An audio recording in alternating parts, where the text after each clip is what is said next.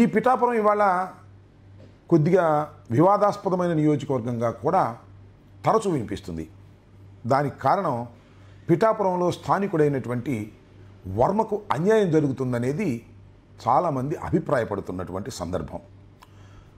ముఖ్యంగా ఒక్కసారి మనం పిఠాపురం నియోజకవర్గ చరిత్ర మొత్తంలో పరిశీలించినట్లయితే 1983లో తెలుగుదేశం పార్టీ ఆవిర్భవించిన దగ్గర నుంచి ఇప్పుడు వరకు జరిగినటువంటి 10 ఎన్నికల్లో ఏ ఒక్క పార్టీనే గెలిచిన సందర్భాలు లేవు.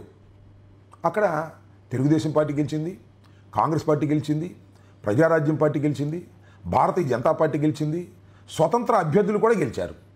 అందువల్ల ఈ నియోజకవర్గం ఫలానా రాజకీయ పార్టీకి బలమైనటువంటి నియోజకవర్గం అని చెప్పడానికి మాత్రం అవకాశం లేదు. కానీ ఒక విషయాన్ని మాత్రం చాలా స్పష్టంగా చెప్పొచ్చు. ఈ నియోజకవర్గం కాపులకు చాలా బలమైన నియోజకవర్గం.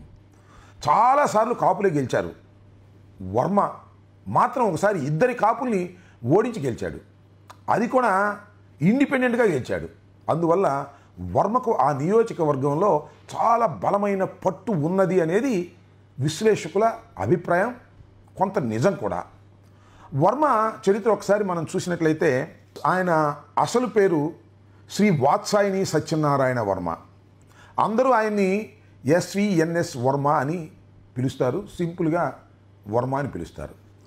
వర్మ ఇండిపెండెంట్గా నిలబడి 40,000 పైచిలకు మెజారిటీతో గెలుపొంది తర్వాత తెలుగుదేశం పార్టీలో జాయిన్ అయ్యారు. ఒక విధంగా చెప్పాలంటే తెలుగుదేశం పార్టీ రెబల్గా పోటీ చేసి గెలుపొందాడు. అప్పుడు ఆ నియోజకవర్గంలో వర్మకు చాలా పట్టుందని, చాలా తిరుగులేని నాయకుడు అనేటువంటి భావన వచ్చింది. కానీ 2019లో మళ్ళా ఆయన ఓడిపోయాడు. దొరబాబు గారి ముందు ఆయన ఓటమి పాలవ్వాల్సినటువంటి పరిస్థితి ఏర్పడింది. వైఎస్ఆర్ కాంగ్రెస్ పార్టీ అక్కడ గెలుపొందింది. సరే, ఇదంతా ఇలా ఉండగా ఇవాళ వర్మ వర్సెస్ పవన్ కళ్యాణ్ ఇది జరుగుతున్నటువంటి వివాదం. ఈ వివాదం గురించి మీతో మాట్లాడాలనే ఉద్దేశంతోనే నేను మీ ముందుకు వచ్చాను. అదేమిటంటే పవన్ కళ్యాణ్ గారు 2 చోట్ల నిలబడ్డాడు 2014లో. 2 చోట్ల ఓటమి పాలయ్యాడు. చాలామంది గేల్ చేశారు, అవమానపరిచారు. 2 చోట్ల నిలబడి 1 చోట గెలవలేకపోయాడని అందరూ అన్నారు, మేము కూడా అన్నాం. కాబట్టి ఈసారి అంటే 2019లో ఏదో ఒక విధంగా శాసనసభకు వెళ్ళవలసిందేననేటువంటి ఉద్దేశంతో నియోజకవర్గాన్ని సెలెక్ట్ చేసుకునే క్రమంలో పిఠాపురాన్ని ఎన్నిక చేసుకున్నారు. అంతకుముందు నిలబడిన 2 నియోజకవర్గాలు భీమవరం, గాజువాక రెండింటినీ పక్కన పెట్టి పిఠాపురాన్ని ఆయన ఎంచుకున్నాడు. ఆయన రణక్షేత్రంగా పిఠాపురాన్ని ఎన్నుకొని పిఠాపురంలో ఎన్నిక కాబట్టి శాసనసభలో ప్రవేశించాలనేది ఆయన దృక్పథం. ఇక్కడ కొంత ఇబ్బంది కలిగింది. పిఠాపురంలో ఆల్రెడీ వర్మ ఒక బలమైనటువంటి తెలుగుదేశం నాయకుడిగా ఉండటం వలన అక్కడ చంద్రబాబు నాయుడు గారు పవన్ కళ్యాణ్ గారికి ఆ సీటు కేటాయించినా చాలా గందరగోళాలు జరిగాయి. తెలుగుదేశంలో పెద్ద తిరుగుబాటే వచ్చింది. చంద్రబాబు నాయుడు గారు పవన్ కళ్యాణ్ ఇక్కడ ఎలా వస్తాడు, పోటీ చేస్తాడు, గెలుస్తాడు చూస్తామని కూడా తెలుగుదేశం రెబలైంది. అయితే చంద్రబాబు నాయుడు గారు సర్దుబాటు చేయక తప్పదు. ఎందుకంటే పవన్ కళ్యాణ్ గారి యొక్క సాన్నిహిత్యం, పవన్ కళ్యాణ్ గారి యొక్క పొత్తు అనివార్యంగా కావాలి అని అనుకుంటున్నటువంటి సమయంలో వర్మను పిలిచారు, వర్మను బుజ్జగించారు. వర్మను బుజ్జగించి చంద్రబాబు నాయుడు గారు బహిరంగంగానే ఒక ప్రామిస్ కూడా చేశాడు. అదేమిటంటే, వర్మ మనం చాలా కష్టాల్లో ఉన్నాం, ఇవాళ పవన్ కళ్యాణ్ మనకు చాలా అవసరం, అందువల్ల పవన్ కళ్యాణ్ గారిని నువ్వు గెలిపించు, నువ్వు గెలిపించగానే మన ప్రభుత్వం అధికారంలోకి రాగానే నీకు మొదటి విడతలోనే ఎమ్మెల్సీ ఇస్తానని బహిరంగంగా ఆయన హామీ ఇచ్చాడు. తెలుగుదేశం సర్దుకున్నారు. సర్దుకొని పవన్ కళ్యాణ్ గారిని జిందాబాద్ అంటూ పవన్ కళ్యాణ్ గారిని భుజాన వేసుకున్నారు. అంతేకాదండి, ఇక్కడ ఇంకో విషయాన్ని చెప్పాలి. వర్మ గారిని కూడా పిలిచి జనసేన పార్టీ ఆఫీసులో, అయ్యా వర్మ గారు, మీరు ఇక్కడ బలమైన నాయకులు, నేను బయట నుంచి వచ్చాను కాబట్టి నన్ను గెలిపించవలసినటువంటి బాధ్యత మీదే, మీ చేతుల్లోనే నా గెలుపు పెడుతున్నాను అనేటువంటి మాట కూడా బహిరంగంగా అంటే వర్మకు మాత్రం ఇంకా గత్యంతరం లేదు. సరే, తెలుగుదేశం పార్టీ, కూటమి పార్టీ అధికారంలోకి వస్తే నాకు ఇచ్చే ప్రాధాన్యత నాకు ఇస్తారని నమ్మాడు. నమ్మక గత్యంతరం లేదు. నమ్మి పవన్ కళ్యాణ్ గారి గెలుపు కోసం కృషి చేశాడు. సరే, పవన్ కళ్యాణ్ గారు గెలుపొందారు, మంచి మెజారిటీతో గెలుపొందారు. పవన్ కళ్యాణ్ గారు 70,000 పైచిలకు మెజార్టీతో గెలుపొందడం జరిగింది. ఆ నియోజకవర్గంలో 2,29,591 ఓట్లు ఉంటే దానిలో 84,000 ఓట్లు కాపులకే ఉన్నాయి. అంటే కాపులు అంత బలంగా ఉన్నటువంటి నియోజకవర్గం. మొత్తానికి పవన్ కళ్యాణ్ గారు తొలిసారిగా శాసనసభలో ప్రవేశించడానికి పిఠాపురం వేదిక అయింది, సహకరించింది.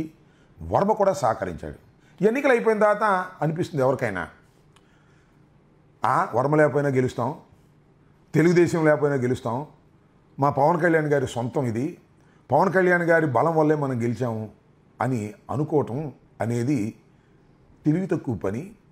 ఒక విధంగా చెప్పాలంటే అహంకారంతో మాట్లాడే మాటలు. ఎందుకు ఈ విషయాన్ని చెబుతున్నానంటే ఇప్పుడు జరుగుతున్నటువంటి పరిణామ క్రమాలు మనం చూస్తున్నాం కదా. మొన్న 5 ఎమ్మెల్సీ సీట్లు ఖాళీ వచ్చాయి. నామినేషన్ ఇస్తే చాలు గెలిచిపోతారు. అది ఉన్నటువంటి శాసనసభలో బలం. సహజంగా మరి చంద్రబాబు నాయుడు గారు కూటమి అధికారంలోకి వస్తే మొదటి విడతలోనే నీకు ఇస్తాను ఎమ్మెల్సీ అని ప్రామిస్ చేశాడు కాబట్టి వర్మ అలాగే తెలుగుదేశం అభిమానులు ఖచ్చితంగా వర్మకు ఎమ్మెల్సీ పదవి ఇచ్చి శాసన మండలికి పంపిస్తారని అనుకున్నారు. కానీ జరగలే. వర్మను పక్కన పెట్టారు. వర్మను పక్కన పెట్టడంతో వర్మకు సంబంధించిన వారు తెలుగుదేశం పార్టీ వారు ఇది అన్యాయమని ముక్త కంఠంతో ఘోషించారు. అయితే ఇక్కడ ఒక విషయాన్ని మనం చర్చించాలి. వర్మకి ఎమ్మెల్సీ ఇవ్వాలి అంటే ఏం జరుగుతుంది అంటే పిఠాపురంలో మరొక పవర్ సెంటర్ ఏర్పడుతుంది. దీనికి పవన్ కళ్యాణ్ గారు అంగీకరిస్తాడా? ససేమిరా అంగీకరించడు. పవన్ కళ్యాణ్ గారు పిఠాపురాన్ని తన అడ్డాగా చేసుకోవాలనేటువంటి ఒక ప్రయత్నం చేస్తున్నారు. అదేమిటంటే చంద్రబాబు నాయుడు గారికి కుప్పంలాగా, జగన్మోహన్ రెడ్డి గారికి పులివెందుల్లాగా ఒక కాన్స్టిట్యున్సీని నచ్చట్ చేసుకొని అదే తన కాన్స్టిట్యున్సీ అని అనుకోవాలని అక్కడ బలంగా ప్రయత్నం చేస్తున్నట్టుగా మనకి ఈ మధ్య అర్థమవుతుంది. ఎందుకు అర్థమవుతుందని మీరు అడగొచ్చు.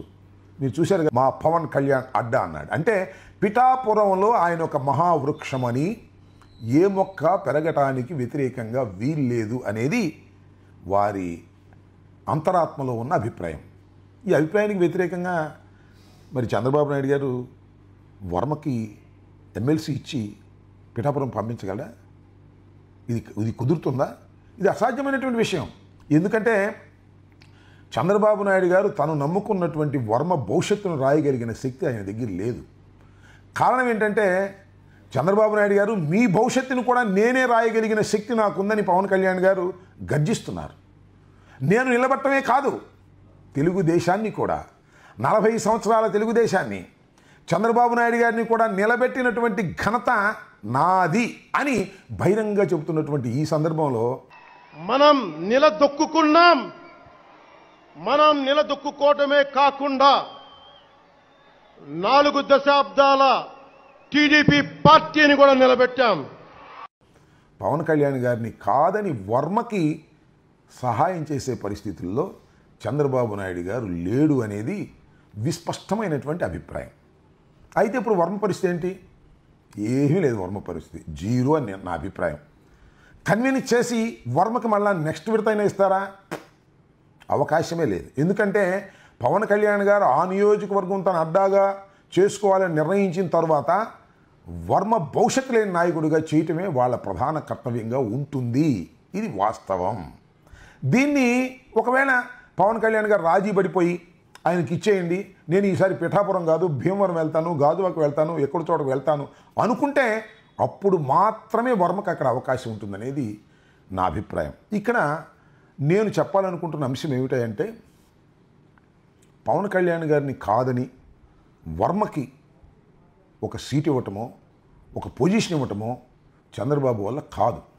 ఎందుకంటే చంద్రబాబు గారు కూడా అవకాశం ఉన్నప్పుడు అడ్జస్ట్ అయిపోయి పవన్ కళ్యాణ్తో శైలి అయిపోవాలనే నిర్ణయంతోనే ఉన్నాడు తప్ప తన క్యాడర్ను కాపాడుకోవాలనేటువంటి ఉద్దేశంతో లేనే లేదు. కానీ ఇవన్నీ వర్మకు తెలియదా అంటే వర్మకు తెలుసు.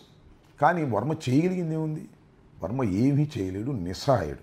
ఇంకా 4 సంవత్సరాలు కూటమి ప్రభుత్వం అధికారంలో ఉంటుంది కాబట్టి ఈ 4 సంవత్సరాలు క్రమశిక్షణ కలిగినటువంటి నాయకుడిగా నటించటం మినహా, లోపల అగ్నిపర్వతాలు పగులుతున్నా కూడా నటించటం మినహా రెండో మార్గమే లేదు. మీరు చూశారు కదా, ఎన్నికలకి ముందేమో పవన్ కళ్యాణ్ గారు నా గెలుపు నీ చేతిలో ఉందన్నాడు. ఎన్నికల తర్వాత ఆయన చెప్పలేదు, కానీ ఆయన అన్నగారు